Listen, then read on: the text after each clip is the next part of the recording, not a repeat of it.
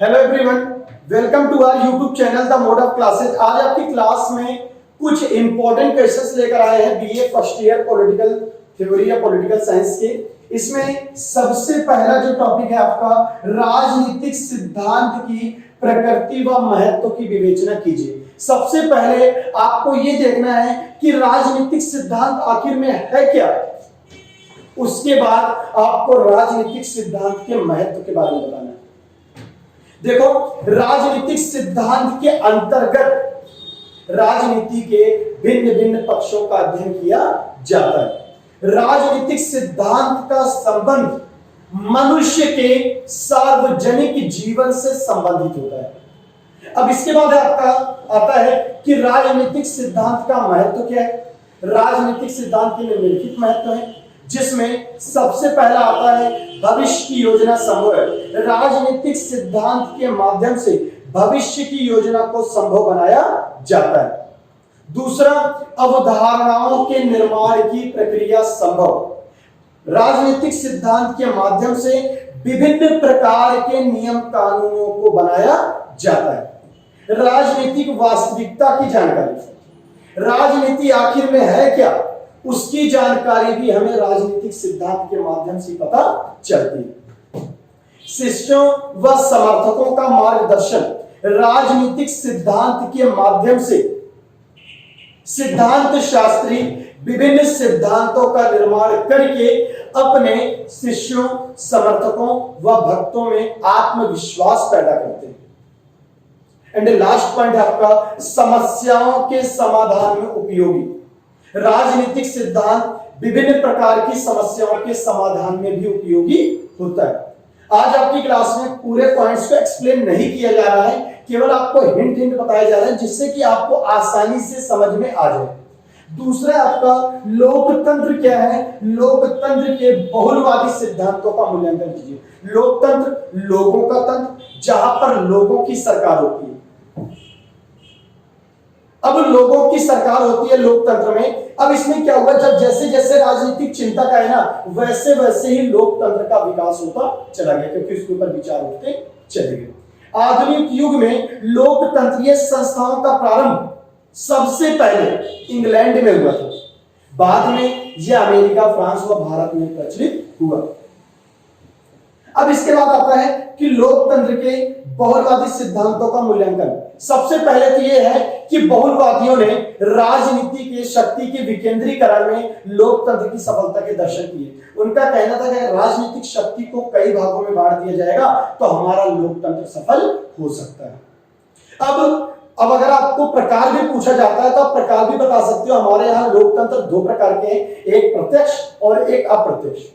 प्रत्यक्ष लोकतंत्र जो है, उसमें जनता एक स्थान पर इकट्ठा होकर स्वयं कानूनों का निर्माण कर लेती है और समस्याओं पर विचार विमर्श करती है। और जो अप्रत्यक्ष लोकतंत्र है, उसमें जनता अपने प्रतिनिधियों को चुनाव के द्वारा चुनती है और प्रतिनिधि जनता की इच्छा व आवश्यकता अनुसार कानून बनाते हैं।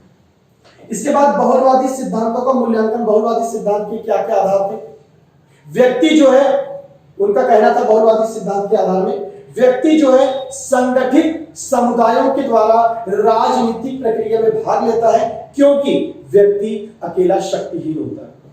प्रभु सत्ता विभिन्न समुदायों में विभाजित होती है। राज्य की शक्ति सीमित होती है और राज्य की शक्ति को कई भागों में बांटा जाता है। इसके बाद है आपका, जेम्स मिल के स्वतंत्रता पर विचारों की विवेचना कीजिए। जेम्स मिल का नाम था जॉन स्टुअर्ट मिल। जेम्स मिल ने स्वतंत्रता को समझाने के लिए एक निबंध लिखा और उस निबंध का नाम था ऑन लिबर्टी, जिसमें उन्होंने हानि के सिद्धांत के बारे में भी बताया। मिल का कहना था कि व्यक्ति का संपूर्ण विकास स्वतंत्रता के माध्यम से ही हो सकता है। मिल का कहना था कि व्यक्ति का संपूर्ण विकास स्वतंत्रता के माध्यम से हो सकता है, लेकिन मिल ने साथ ही साथ यह भी कहा कि व्यक्ति के हर कामों को स्वतंत्रता नहीं कहा जा सकता। इसलिए मिल ने स्वतंत्रता को या व्यक्ति के कामों को दो भागों में बांट दिया। पहला स्वसंबद्ध कार्य और दूसरा परसंबद्ध कार्य। स्वसंबद्ध में मिल ने कहा कि व्यक्ति को आजाद छोड़ देना चाहिए, क्योंकि वो कोई भी कार्य करता है तो उसका प्रभाव उसी के ऊपर ही पड़ता है, किसी दूसरे व्यक्ति के ऊपर नहीं पड़ता। जैसे वो व्यक्ति क्या खाता है, क्या पीता है, कैसे रहता है, उसका असर सिर्फ करने वाले पर ही पड़ता है। लेकिन जो पर संबद्ध कार्य है उसमें व्यक्ति कोई भी कार्य करता है, उस कार्य का समाज पर भी असर पड़ता है। इसलिए मिल ने कहा कि उन कार्यों पर रोक लगाना चाहिए। अब मिल के सिद्धांत की आलोचना भी हुई है। आलोचना में ये कहा गया है कि व्यक्ति के हर कामों को दो भागों में नहीं बांटा जा सकता है, क्योंकि व्यक्ति के कामों से, कोई भी कार्य व्यक्ति का होता है उससे समाज पर भी असर पड़ता है। इसलिए मिल की आलोचना, बहुत सारे विचारकों ने उस मिल के विचारों की आलोचना की। उन्होंने कहा कि मिल के कार्यों को दो भागों में नहीं बांटा जा सकता, क्योंकि व्यक्ति जो कार्य करता है उसका असर समाज पर भी पड़ता है। देखो नेक्स्ट टॉपिक है आपका नागरिकता के नारीवादी तथा उपाश्रित सिद्धांतों का परीक्षण कीजिए। यानी कि नारीवाद के ऊपर, यानी कि नारी को लेकर के विचार दिए गए हैं, इसलिए इसे नारीवाद कहा गया। नारीवाद हर उस व्यक्ति को कहा जाता है जो नारियों के अधिकारों के लिए लड़ता है। जो नारियों के अधिकारों के लिए लड़ता है उसे नारीवादी कहा जाता है। इसमें यह दिखाया गया है कि जो नारियां हैं उनको समाज में अनेकों प्रकार के भेदभावों से जूझना पड़ रहा है, अनेकों प्रकार की समस्याएं उनके सामने चल रही हैं। तो उन समस्याओं को कैसे दूर किया जाए जिससे कि नारियों को भी समाज में महत्व दिया जा सके। इसमें सारी बातें नारियों से संबंधित आपको बताना है कि जैसे पहले के डेट में नारियों को कई प्रकार के अधिकारों से दूर रखा जाता था, तो उन्हीं अधिकारों को वापस दिलाने के लिए इस पर विचार दिया गया है नारियों को लेकर। इसके बाद आपका कौटिल्य के सप्तांग सिद्धांत का वर्णन कीजिए। देखो, कौटिल्य चंद्रगुप्त मौर्य के महामंत्री थे। जो कौटिल्य थे वो चंद्रगुप्त मौर्य के महामंत्री थे। वे तक्षशिला विश्वविद्यालय के आचार्य थे। कौटिल्य ने राज्य के लिए 7 सिद्धांतों का वर्णन किया है। कौटिल्य ने साथ ही साथ ये भी बताया वही राज्य सही तरीके से चल सकता है जिसके 7 अंग ठीक तरीके से सक्रिय हैं। वो 7 अंग कौन कौन से बताए थे कौटिल्य ने, अभी देख लो। स्वामी, जिसे राजा कहा जाता है, अमात्य, मंत्री, जनपद, भूमि, दुर्ग, किला, कोश, दंड, सेना और मित्र, सुहृद। अब देखो, राजा सर्वगुण संपन्न होना चाहिए, कौटिल्य का कहना था। दूसरा, मंत्री के ऊपर उन्होंने विचार दिया था, जो राजा के कहने के अनुसार राजा के समाज की नीतियों को बताते हैं कि राजा के साम्राज्य में क्या क्या बातें चल रही है। जनपद, भूमि ज्यादा से ज्यादा होनी चाहिए जो कि उपजाऊ होनी चाहिए। दुर्ग, किला, मजबूत किला होना चाहिए जिससे कि कोई उसके ऊपर आक्रमण ना कर सके। कोश, पैसा, कि राज्य के पास इतना पैसा हो कि राज्य अपने आप को ठीक तरीके से चला सके। इसके बाद है आपका दंड, सेना। सही सेना, मजबूत सेना की होना, सही सेना या मजबूत सेना का होना राज्य के लिए बहुत ज्यादा आवश्यक है। एंड लास्ट पॉइंट है आपका सुहृद। सुहृद मतलब होता है मित्र। राजा की सहायता के लिए सच्चे मित्रों का होना भी बहुत ही ज्यादा क्या है, जरूरी। इसके बाद आपका न्याय क्या है, इसके विभिन्न आयामों की व्याख्या कीजिए। न्याय किसी भी समाज की अंतिम निर्णायक अवधारणा होती है। न्याय अन्य अवधारणाओं जैसे अधिकार, स्वतंत्रता, समानता, संपत्ति को आपस में मिलाता है। राजनीतिक सिद्धांतों में न्याय को वितरण का गुण माना जाता है। इसके बाद न्याय के विभिन्न आयाम हैं। पहला, कानूनी न्याय, कानून के अनुसार चलना और कानून के सामने सबको समान मानना कानूनी न्याय कहलाता है। ये 2 प्रकार के होते हैं, न्याय संगत न्याय और एक कानूनों का न्यायपूर्ण कानून। न्याय संगत न्याय में कोई भी कानून जो है वो परंपरा का उल्लंघन नहीं करता। अगर कोई कानून ऐसा करता है तो उसे गलत माना जाता है। कानूनों का न्यायपूर्ण कार्य, कानून का शासन, न्यायाधीशों की निष्पक्षता और न्यायपालिका की स्वतंत्रता को बढ़ाया जाता है। इसके बाद दूसरा राजनीति में, जिसमें वोट देने का अधिकार, चुनाव लड़ने का अधिकार शामिल है। आर्थिक में महिलाओं व पुरुषों को समान कार्य के लिए समान वेतन देना। सामाजिक में समाज में किसी भी प्रकार से किसी भी व्यक्ति के साथ कोई भी भेदभाव न होना सामाजिक न्याय कहलाता है। देखो नेक्स्ट टॉपिक है आपका सामाजिक न्याय पर अम्बेडकर के विचारों की विवेचना कीजिए। हमारे समाज में जो छोटी जाति के लोग थे उनके साथ अनेकों प्रकार के भेदभाव किए जा रहे थे।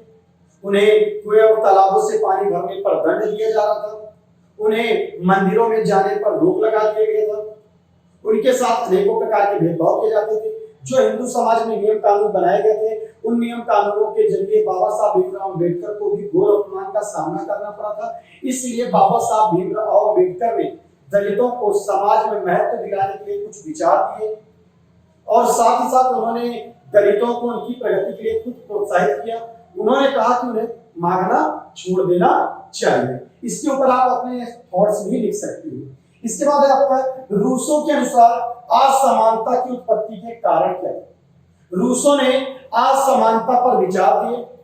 रूसो के अनुसार असमानताएं दो प्रकार की होती है, एक प्राकृतिक असमानता और एक परंपरागत असमानता। प्राकृतिक असमानता मनुष्यों के शारीरिक और मानसिक गुणों में जन्म से ही कुछ अंतर पाए जाते हैं। इस तरह की बातें प्राकृतिक असमानता की श्रेणी में रखी जाती है, जिन्हें समाप्त करना लगभग क्या होता है, असंभव। परंतु परंपरागत असमानताएं राजनीतिक व्यवस्था, अर्थव्यवस्था और हमारे यहाँ सामाजिक प्रथाओं की देन होती है और यह मानव निर्मित असमानता होती है, यानी मानव के द्वारा बनाई गई असमानता होती है, जिन्हें मिटाया जाना चाहिए। रूसो ने साथ ही साथ यह भी बताया कि राजनीतिक और आर्थिक ढांचे को बदलकर इन विषमताओं को दूर किया जा सकता है।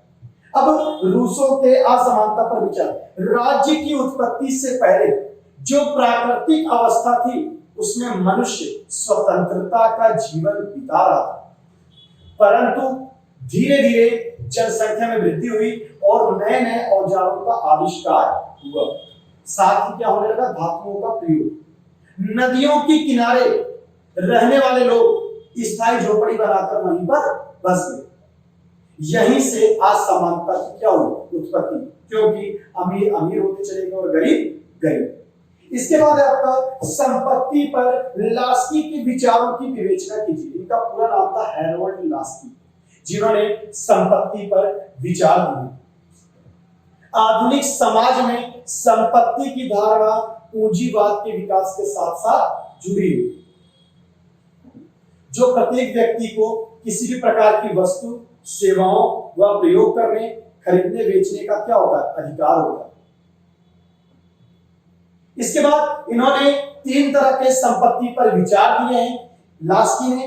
पहला, संपत्ति की वर्तमान व्यवस्था, दूसरा संपत्ति का नैतिक आधार और तीसरा संपत्ति और श्रम का पुरस्कार।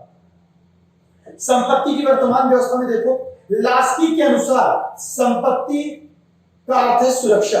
संपत्तिशाली व्यक्ति भूख के डर से बचा रहता है और वह अपनी मर्जी के विरुद्ध कार्य को मना कर सकता है।